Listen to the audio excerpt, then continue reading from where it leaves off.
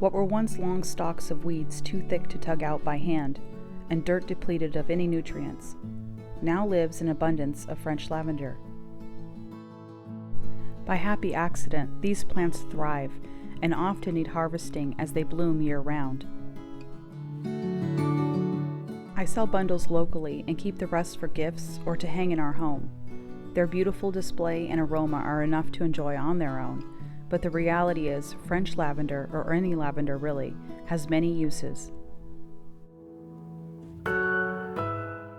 Lavender can improve sleep, calm anxiety, aid in minor burns on the skin, and treat bug bites, and many varieties are also edible, used for things like herbes de Provence, baked goods, marinades for meats and vegetables. This is hands down our largest, most productive crop every single year.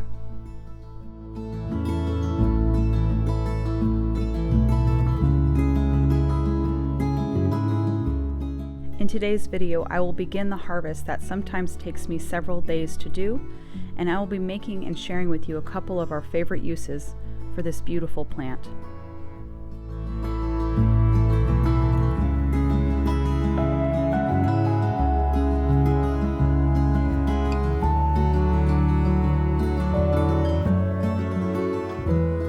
I like to make lavender oil, not to be confused with essential oil. Lavender oil is an infused oil, which is basically a simple concoction, and its ranges for use is from home care to skin care, marinades for meats and vegetables, and I actually make a batch each spring for my daughter's eczema because it really helps calm the skin. And right now I'm making a larger batch this time around because what I'm going to do is take some of this lavender oil and I'm going to use it later to make a lavender salve. To make the oil, I first dry out the lavender either by hanging or by sitting out for a couple of days in the sunshine. I'm using lavender that I cut earlier that has been sitting in the sun, and since I'm not trying to preserve the flowers, sitting in the sun works well for this.